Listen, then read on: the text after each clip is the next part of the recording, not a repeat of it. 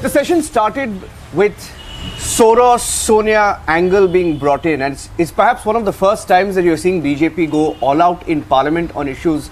Started with that, went on to the constitution debate where you've had very, very aggressive, passionate speeches being made, and then you had the face-off over Dr. B.R. Ambedkar, and then it ended with assault Kate.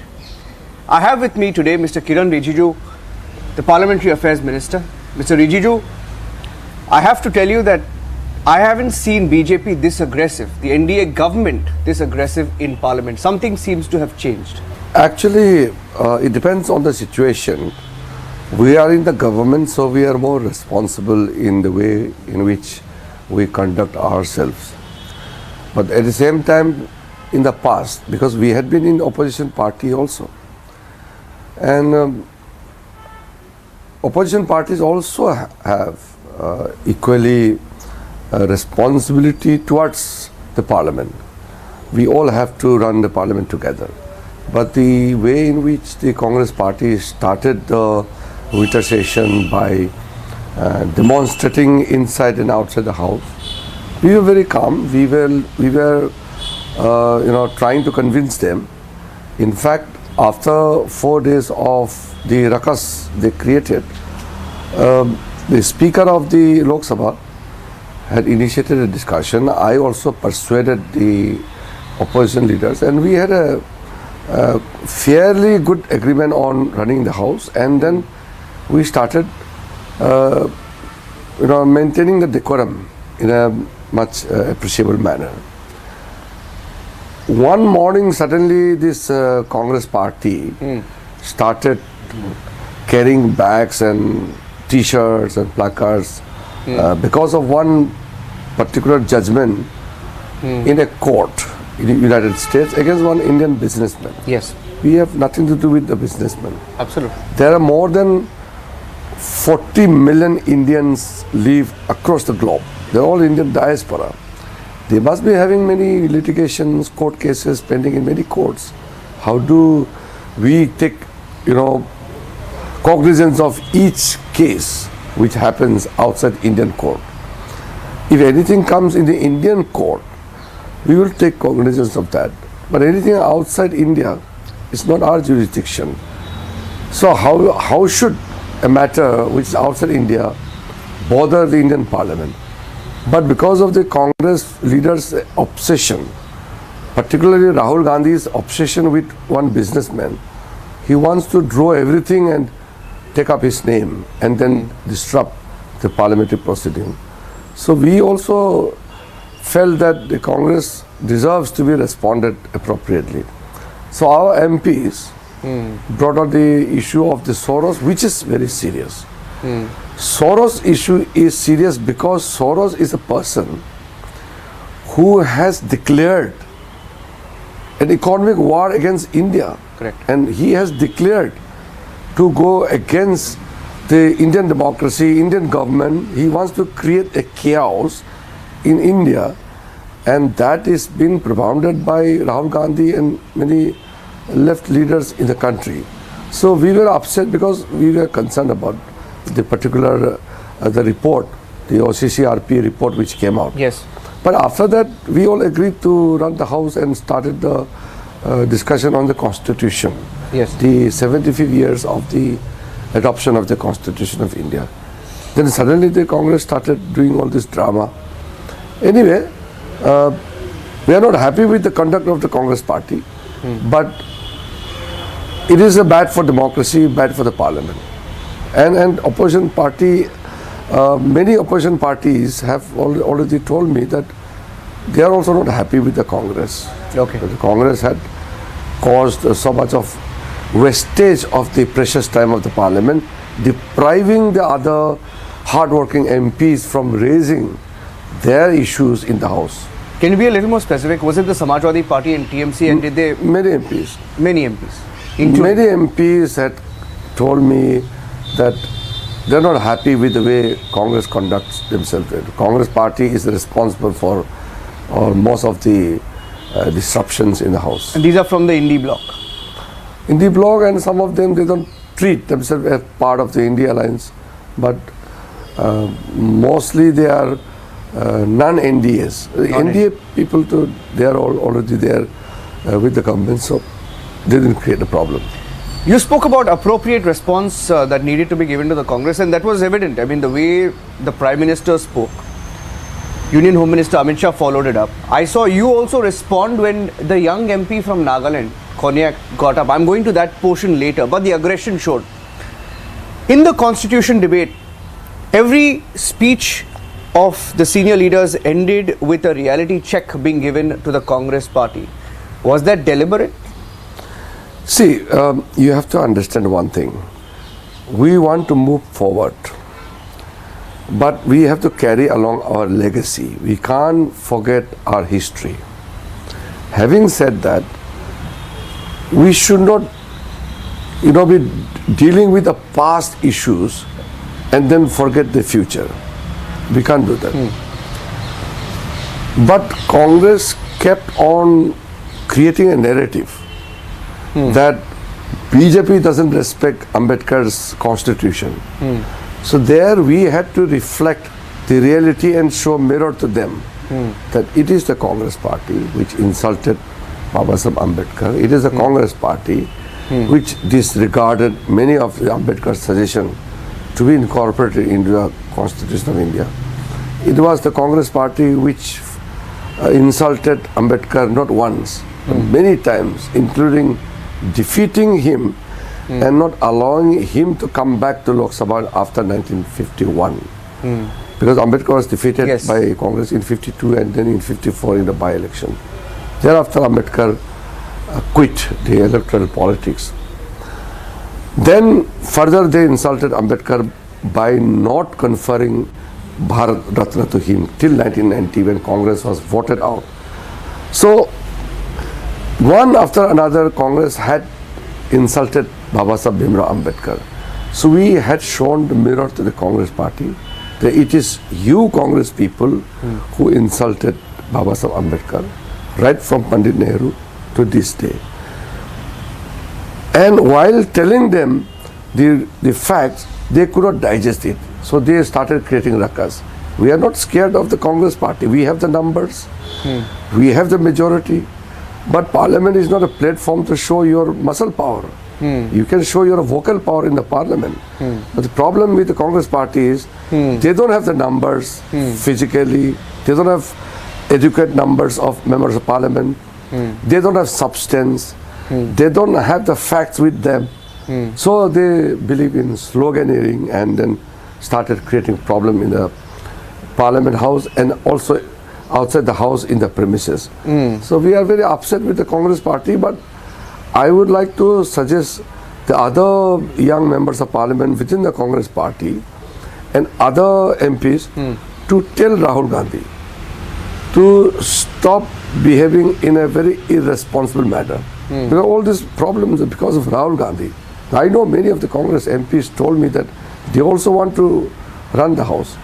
But the problem is... They told you now? Now? No. They keep telling me they want to run the house. But the Congress party is, totally under the handicap. Full control of the family.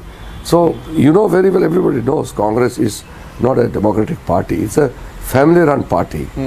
So what Rahul Gandhi says is the final. There are many senior members of Parliament who are very responsible, knowledgeable, and who understands the responsibility of opposition party. But because of the arrogance and attitude of Rahul Gandhi, the Congress party could not function even as a opposition party. So I was sad that because of the Congress party's attitude, the other MPs also had to pay the price.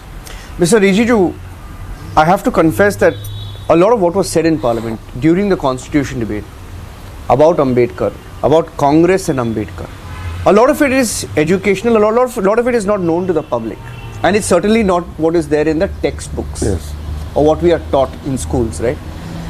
In that context, I saw a tweet today where I think it was your BJP IT cell that had put out a tweet talking about how Nehru had written to different people saying that we will not take Ambedkar back, he needs to apologize, we should not let him come close to the Congress party. So it's known. But why is it not anywhere in our textbooks, in our system? Why does nobody know? Nobody is aware of that. See, you have to accept this reality that after 1947, it was Congress party throughout for a long time. So by that time, most of the facts of the history were removed, or at least they were not allowed to come into the public domain. People were not aware of it. Even in this recent election in Maharashtra, many people from my community are not aware of how Congress insulted Babasaheb Ambedkar. I had to explain to the people. So people coming from ST, SC community, yes. I'm a Buddhist. So I become the first law minister after 71 years. Ambedkar resigned as law minister in 1951. Then I was appointed as law minister by Modi ji in 2021. So after a gap of 71 years, another Buddhist became the law minister of this country. This is a matter of pride for our community, for the SC, ST and minority communities. People realize that why Congress obliterated the legacy of B.R. Ambedkar. So people started, knowing the reality, and then they decided to teach Congress a lesson. So that is why in Maharashtra election, yes, large chunk of SC, ST and Buddhist communities particularly, they voted against Congress party because they realized that Congress has fooled our community for too long. So that's why I'm saying for a long time Congress was in power. So they completely removed Ambedkar's legacy, including denying him the Bharat Ratna award. Yes. For such a long time. Can I ask you a very specific question? A lot of people are asking, is there proof, video proof against Rahul Gandhi and him assaulting BJP MPs? Of course, there is a video. I can see him come, walk towards Nishikant Dubey and Pratap Sarangi ji. He's seated there, he's injured, Dr. Manjunath is holding his head. And then I saw in the video that Rahul Gandhi just walks away after a confrontation. He's confronted by your parliamentarians and then he walks away, right? It's clear that something happened, and Rahul Gandhi confesses that yes, dhakka mukhi hua, to he claims that BJP MPs pushed him, but he's not denying anywhere that he was involved in some sort of a scuffle. Is there proof, video proof? I'm not going into the details of the incident because it is a matter to be dealt by the investigating team. It's a criminal case filed before the police. So I will not get into the detail, but what is fact is the same Makar Dwar, where the MPs enter into both the houses of the Parliament. The Honourable Vice President, Prime Minister, Lok Sabha Speaker and Parliamentary Affairs Minister's gate is from the other side. The other MPs enter from the Makar Dwar. That is the gate where Congress MPs protested for more than a week, same place. So when the Congress started crossing the Lakshman Rekha, the BJP also thought that all the NDA MPs must protest in the same spot. So while NDA MPs were protesting in the same spot where Congress people were protesting for last 1 week, then Rahul Gandhi came and he started pushing around, and then our old fragile two MPs got injured. Yes. That is why I told the Congress party that we have the numbers, but number is not to fight, number is to run the government. Correct. What if our people also start behaving physically? So that Rahul Gandhi should realize. See, the problem with the Congress party is Rahul Gandhi doesn't understand democracy. He doesn't believe in democracy because Congress doesn't have democracy. The family-run party cannot be democracy. So, since he doesn't give any kind of importance to democratic principles and norms, he doesn't listen to anybody. So he just walked around, pushed around the MPs, and then MPs got injured. Now, injury to the extent of bleeding is a matter of concern. So they were admitted in a hospital, and then because of that, the police has taken the cognizance. Does it end there? Does this issue of Rahul Gandhi assaulting, we called it assault kit on Republic, and the reason I'm asking you this question is, sir, when I began my career, I've seen the episode when cash was brought into the parliament. I've seen the episode when they brought pepper spray into the parliament. I've seen the episode where MPs were physically lifted out of the parliament. And this is a low when MPs have punched each other outside parliament, right? Of course, it's not on tape, but the stitches are real, the injury is real, the confrontation is real. Does this issue end with an FIR, or is there anything more that you will do to perhaps pursue this? Well, the police complaint has been lodged, and it's a matter of investigation where I should not be making any comment or make any kind of interference because it's not my domain. Whatever happens inside the house is a matter to be dealt by the chair. So those privilege notices and all, these are matters to be dealt by the chair. I will not be able to say anything about the criminal case against Rahul Gandhi because it's with the police, so I have no role to influence or to intervene there. I saw your very, very passionate and angry intervention when the young tribal MP from Nagaland, Konyak, got up and spoke, and she claimed that she was pushed. She said she was very disturbed by what was happened and that she was pushed in the chest by the leader of opposition. And she said she felt very unsafe in that moment, right? And I saw your intervention there and you were very angry as well. Now, what went on in your mind? You're an MP and a minister from the Northeast. You've been in Parliament for a long period of time. Does it also reflect the kind of attitude the Congress party perhaps has to people from the Northeast? The problem with the Congress party is, as I said, the family is the problem. Party as such, I think there are enough responsible people. Now, being from Northeast, the lady, she told me that Rahul Gandhi charged in front of her and then started moving with all arms raising and then making her uncomfortable and all. I felt bad. Then she complained it to the chair and then also she spoke in the house briefly.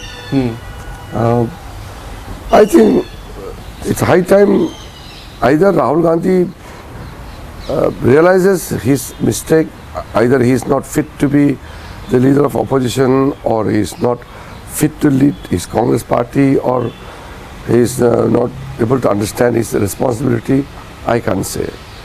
But his party people must definitely tell him that his actions are becoming totally unacceptable and his actions are unbecoming of the leader of opposition. People should tell him. But they called it hysteria.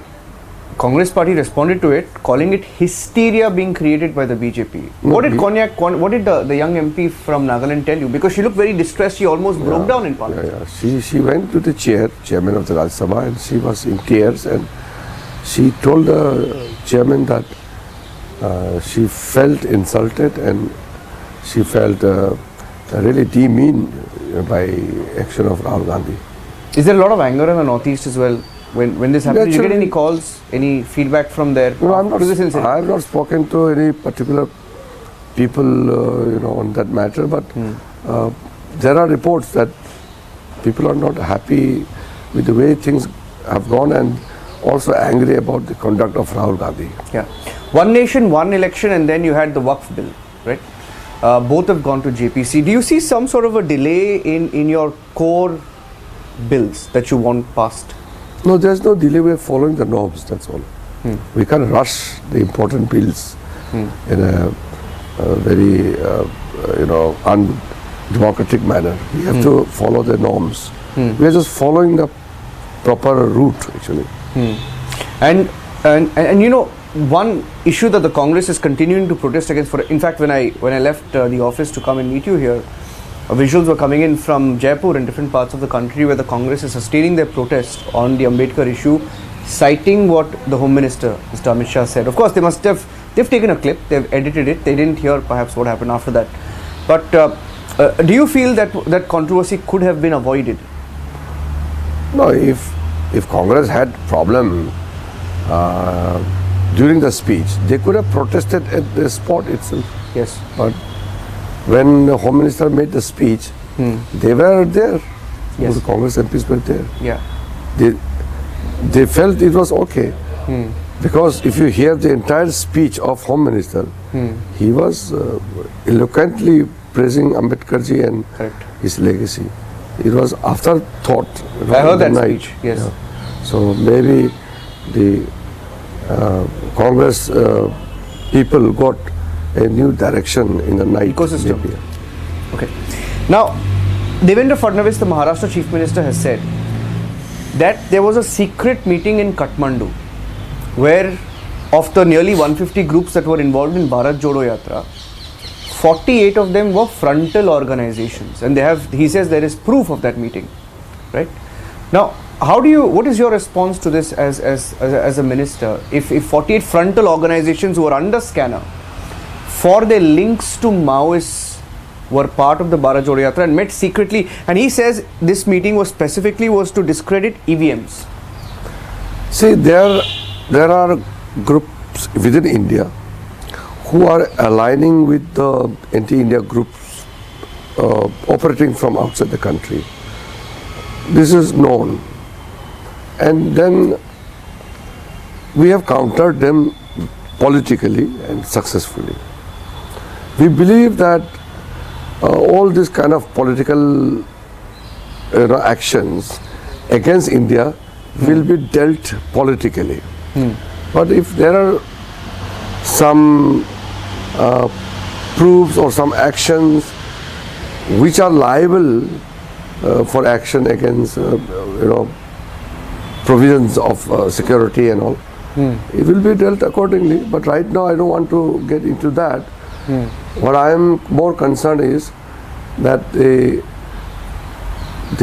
anti-India group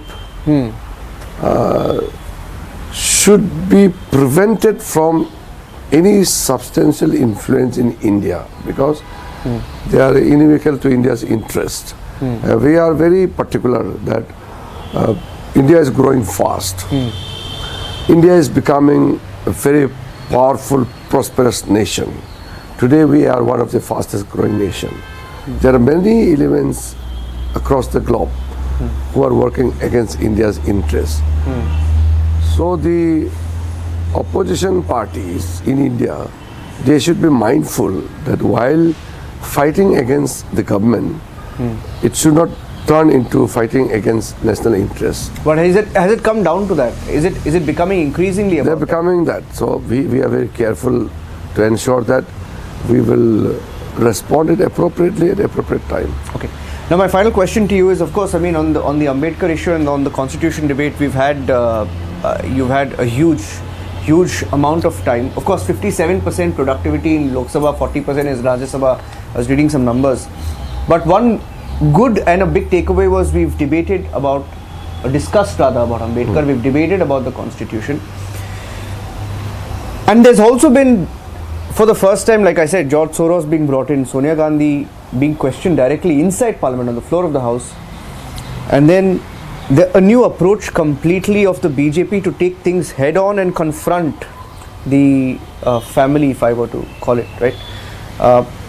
Is that what we can expect going forward? Is there a change in the way you're going to think, the way you're going to approach the opposition? No, we are very open-minded people. We believe in the principles of all democratic norms. Our approach will be very democratic.